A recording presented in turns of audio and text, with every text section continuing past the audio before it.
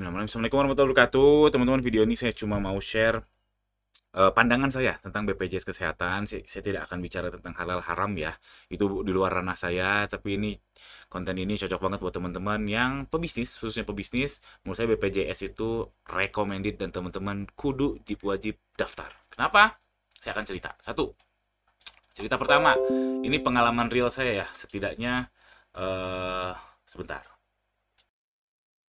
Pengalaman real saya teman-teman. Jadi pertama mendiang ayah saya waktu ayah saya sakit jantung, terus kami cukup cukup repot lah ya, kodarullah sakitnya jantung harus bolak-balik ke rumah sakit, dipasang ring, dipasang alat pemicu jantung juga, dan nyaris nggak ada biaya yang kami keluarkan, alias ada keluar biaya tentu kayak ongkos, terus obat, ada beberapa obat yang tidak ditanggung BPJS, tapi murah sekali. Bisa dibilang ketika ngurus mendiang ayah saya itu ya kita bolak-balik rumah sakit 2 sampai 3 tahun lah. Itu ya keluar ya nggak nyampe 20 juta lah mungkin ya.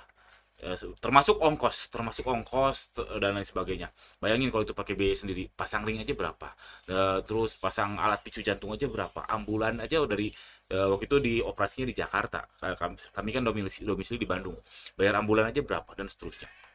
Itu pengalaman real saya satu. Yang kedua, anak saya yang pertama yang kedua itu pernah dua-duanya masuk rumah sakit, kasusnya kurang lebih sama, pneumonia lah, satu pneumonia, kayaknya sama, satu apa ya, pernafasan lah, asma atau pneumonia ya, intinya masuk rumah sakit. Dan saya yang pertama itu, seingat saya dua-duanya kita nggak bayar biaya mahal-mahal. Jadi kamar semua ditanggung, dokter ditanggung, obat ditanggung, ada beberapa obat yang memang bayar ya kurang dari 500 ribu lah, jadi nyaman. Jadi sakit pun nyaman karena BPJS menanggung semuanya teman-teman, semuanya. Makanya saya ya sangat berterima kasih dengan BPJS. Saya pun iuran tiap bulan sampai sekarang. Anggota keluarga saya, di kakak saya ada 5, berarti saya iuran yang kelas satu ya. Kelas satu ya hitung aja sekian. Dan saya sangat ikhlas sekali. Karena kalau dihitung ketika ayah saya sakit, kedua anak saya sakit, mungkin saya nggak punya uangnya kalau bayar pakai uang dompet sendiri. Mungkin. Lalu yang kedua, kesehatan itu mahal teman-teman. Ini mahal dari realnya sama nggak realnya ya. Realnya itu artinya kesehatan itu memang industri ya. Jadi bukan oke kayaknya nggak manusiawi ya kesehatan diduitin, tapi itu memang real. Dokter aja kan butuh gaji teman-teman, bikin obat itu nggak mudah teman-teman. Jadi kesehatan, komersialisasi kesehatan itu real dan tak terhindarkan. Teman-teman jangan naif, jangan oh ini karena kesehatan harusnya jangan di charge mahal dong, nggak gitu teman-teman. Memang ini soal kemanusiaan, tapi nggak manusiawi kalau kesehatan tuh murah. Karena kalau dokter kesejahteraannya nggak dijaga, terus R&D obat, bikin obat nggak pakai alat yang canggih, bikinnya pun pakai mahal dan seterusnya, itu nggak mungkin terjadi fasilitas kesehatan yang memadai. Itu satu mahal, yang real mahal. Kedua yang tidak real mahal, mahal dalam artian adalah untuk menjaga kesehatan kita harus mengorbankan waktu olahraga, terus jaga nafsu, jaga nafsu, misalkan makan padang. Saya tidak mendiskreditkan ini ya, mendiskreditkan rumah makan padang, saya juga suka banget makan padang kalau tiap hari, tapi kan nggak logis ya kalau kita tiap hari makan rumah makan padang, tiap hari makan masakan padang, itu kita bisa kolesterol. Jadi dan seterusnya, jadi masalah mulut. Jadi kalau kata Nabi kan, masalah perut perut adalah sumber masalah kita ya, makanan kita yang itu. Jadi mahal artian kita harus menjaga nafsu, kita harus menyiapkan waktu untuk olahraga dan seterusnya. Dan kalau BPJS kesehatan, saya berani bilang itu memang ribet teman-teman, ribet, tapi itu trade off-nya teman-teman. Memang ribet ngurusnya. Kalau teman-teman misalkan nih ada kasus yang saya tahu, misalkan pas eh, jatuh sakit ternyata nggak punya BPJS, tiba-tiba ngurus itu pasti ribet banget. Harus ke RT, harus ke kecamatan, mungkin harus ke BPJS yang kotanya dan seterusnya, itu ribet banget. Apalagi ini kasusnya adalah kasus yang reaktif, artinya baru baru sakit baru bikin BPJS. Itu bisa sebetulnya, kalau nggak salah harus bayar setahun ke belakang kalau nggak salah.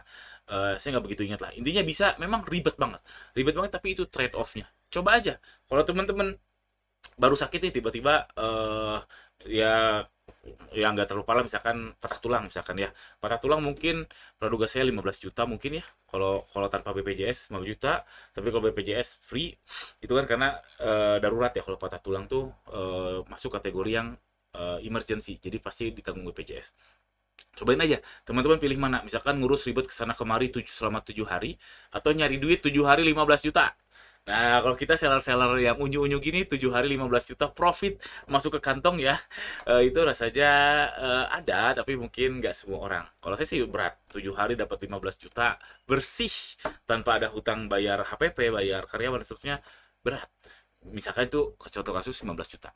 Jadi trade off-nya memang gitu. Teman-teman mau gratis, mau murah dalam tanda kutip, harus ribet.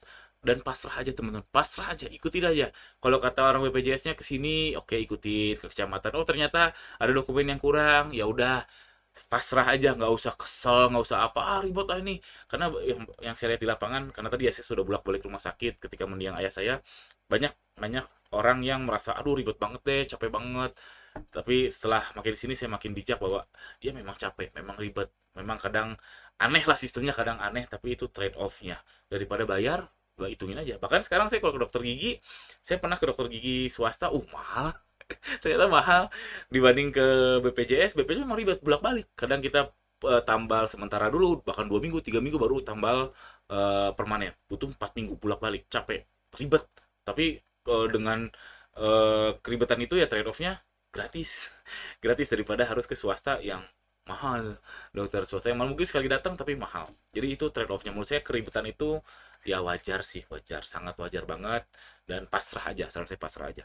Terus terakhir buat kita seller online ini yang unyu-unyu ini, teman-teman punya backup nggak? Karena kalau pekerja, apalagi pekerja di perusahaan besar, di korporat, di BUMN, ASN, mereka tuh udah punya backup. Memang sudah ada peraturan bahwa wajib BPJS Ketenagakerjaan. Apalagi BUMN, apalagi ASN, itu ditanggung pemerintah, ada BPJS Ketenagakerjaan. Perusahaan swasta juga kemungkinan besar udah ada asuransinya. Jadi kalau teman-teman sakit dan kerja di perusahaan besar, teman-teman sebetulnya nggak terlalu pusing. Tapi kalau kita, kalau kita mau mau nge-WhatsApp ownernya TikTok, tolong dong aku lagi sakit, mau nge-WhatsApp CEO-nya Shopee, tolong dong aku lagi sakit, minta biayanya, rasanya nggak mungkin. Makanya teman-teman, kita seller online ini khususnya yang full time tentu nggak punya backup, makanya menurut saya wajib daftar BPJS. Oke teman-teman, langsung datang ke BPJS atau bisa klik link di bawah. Di sini ada link tree-nya, nanti saya tulis di bawah. Itu ada WhatsApp-nya. Itu memang kadang nyebelin, tapi ya gitulah teman-teman. Ini kan memanage program yang se-Indonesia kayak gini nggak mudah teman-teman. Teman-teman harus maklum. Coba aja teman-teman jadi direktur BPJS, pasti pusingnya bukan main. Memang kadang ada error sana, error sini, tapi ya tempuh aja teman-teman, tempuh aja. Dan ya itu sekali lagi itu trade off-nya. Teman-teman mau gratis ya harus ribet. Nanti cek link di bawah, langsung bisa WhatsAppan sama si orang BPJS-nya, atau ada Play Store-nya, dan bisa download juga di iOS. Terima kasih banyak yang sudah nonton, jangan lupa subscribe dan cek keranjang di bawah, ada kaos ini, dan support saya dengan beli kaos ini. Assalamualaikum warahmatullahi wabarakatuh.